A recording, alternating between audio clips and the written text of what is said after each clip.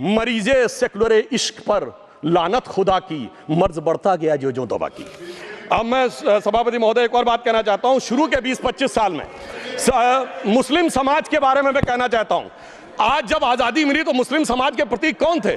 उस्ताद बिस्मिल्लाह खां, उस्ताद फरीदुद्दीन डागर, उस्ताद बड़े गुलाम अली, उस्ताद जाकिर हुसैन जिनकी अभी कुछ दिन पहले डेथ हुई, बड़े बड़े नगमा निगार हसरत जयपुरी, मजरूर सुल्तानपुरी, साहिर लुधियानवी, कैफी आजमी, जोश मलियाबादी, जिगर मुरादाबादी।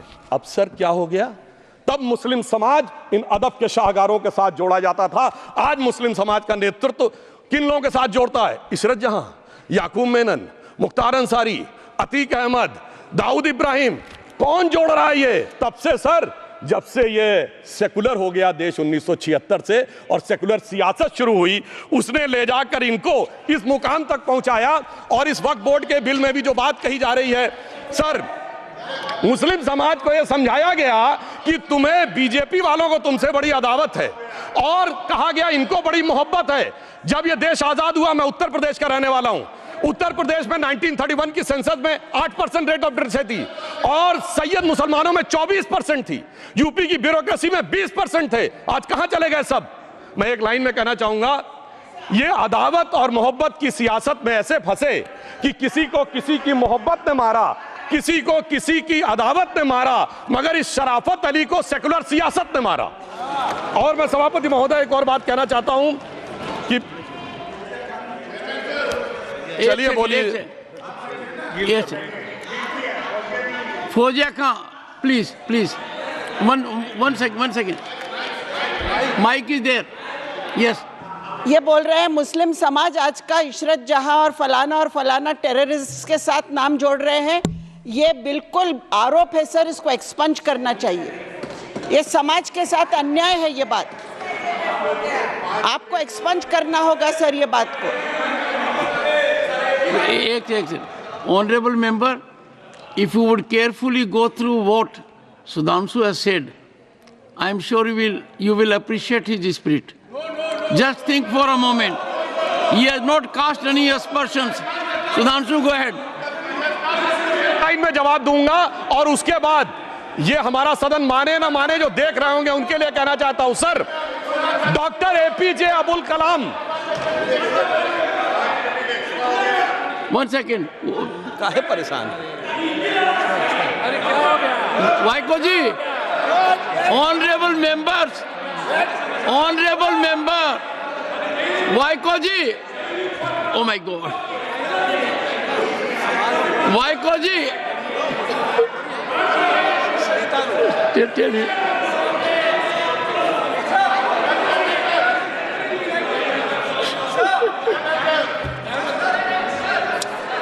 Honorable SM, को जी हिंदी समझ रहे हैं।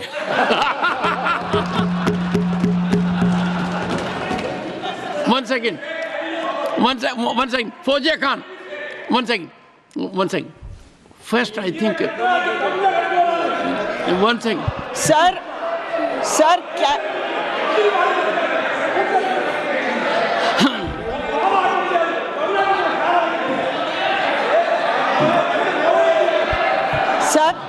community cannot be stigmatized. Yes, sir. An entire community cannot be branded like this. Fauziya Khan ji, I'll come to you. I'll give you the opportunity.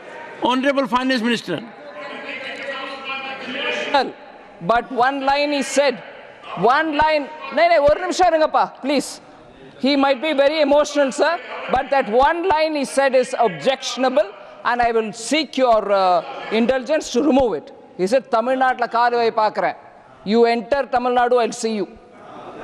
No good. No good. இல்ல தப்பது தப்பு. அப்படி சொல்லக்கூடாது. நீங்க அப்படி பேசுறது தப்பு. நீங்க அப்படி பேசுறது ரொம்பவே தப்பு. இந்த நாட்டுல யார் வேணாலும் எங்க வேணாலும் கால் வைப்போம். யாருக்கும் அதிகாரம் இல்ல உணர்வு உயிர் மேல. Honorable Finance Minister. So sir, this is atrocious. You set foot in Tamil Nadu and take care. What is that language? We have a Home Minister after a long time who has brought about changes unthinkable. What he said, you can be fully assured. Yes, Honorable Home Minister. Yes, Jairam ji. Minister, Please. if the Yes, Honorable Finance Minister Honorable Member. has found a statement objectionable, Jairam ji, address the chair.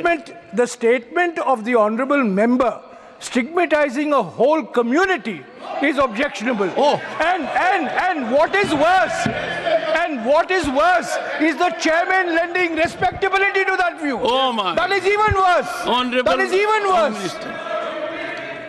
मान्यवर, सुधांशु जी ने मुसलमानों के लिए कुछ नहीं किया है, India alliance के लिए किया है। अब मैं एक एक कर कर बता देता हूं। अरे सुनो ना भाई, आप सुनो तो। अरे दिग्विजय सिंह सुनिए, मैं खड़ा हूं ना अपने पैर पर। मान्यवर, सुधांशु जी ने कहा इशरत जहान, यही एनसीपी पार्टी ने इशरत जहान के घर पर जाकर रुपयों का इनाम भी दिया था और उसको शहीद बताया था। दूसरा कहा अतीक अहमद किस पार्टी से थे? इंडिया अलायंस की।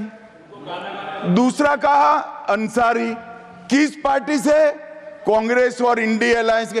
ये सारे नाम आपके साथ जुड़े हैं भाई। उल्टा उन्होंने तो मुसलमान कम्युनिटी से तो ढेर सारे शायरों का नाम दिया जिन्होंने साहित्य की सेवा की और ढेर सारे साहित्य की रचना की। Sudhanshu, please. He is not yielding now. Sudhanshu. सबसे पहले मैं तमिलनाडु का जवाब देना चाहता हूं। Yes. सभापति महोदय, तमिलनाडु से ही डॉक्टर एपीजे अबुल कलाम थे और मैं सारे सदन से कहना चाहूंगा, डॉक्टर कलाम का नमाज जनाजा और याकूब मेनन का नमाज जनाजा एक ही दिन हुआ। कितने लोग याकूब मेनन के नमाज जनाजा में गए और कितने डॉक्टर कलाम के नमाज जनाजा में गए?